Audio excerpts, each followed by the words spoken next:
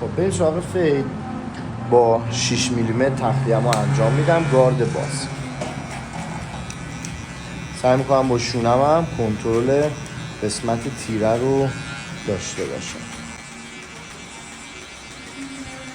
خب با 1 میلیمتر گارد باز ماشینم قسمت تیرم رو مشخص میکنم، چون میخوام براش دراپ فید بزنم به خاطر اینکه کشیدگی سرش رو بپوشونم. این قسمتش رو دیگه نمیزنم، از اینجا شروع میکنم.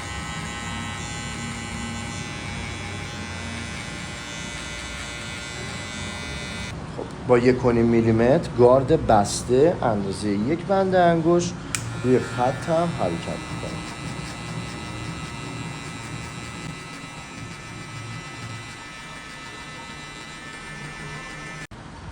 خب حالا گارد ماشینم کامل باز میکنم، دوباره روی خط 1.5 هم حرکت میکنم.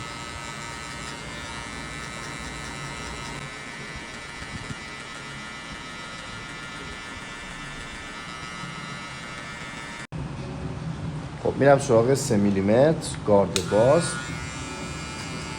به صورت پرتابی.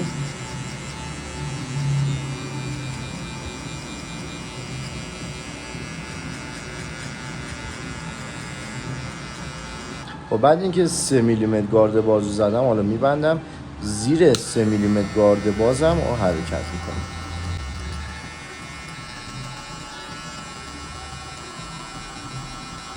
خب میرم سراغ اوورکام. با اوورکام زدن قسمت توسی مشکی و مشکی وصل میکنم.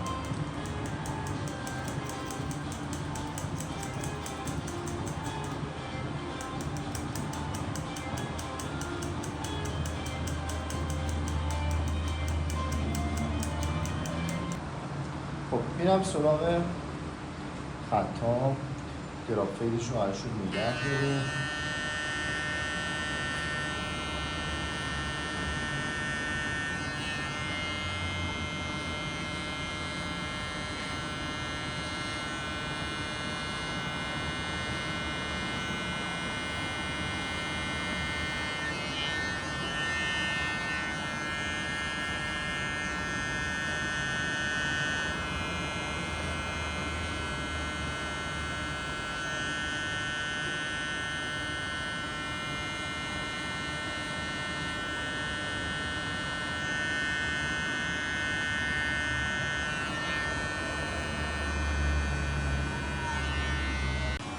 صفرم قسمتم رو خالی میکنم.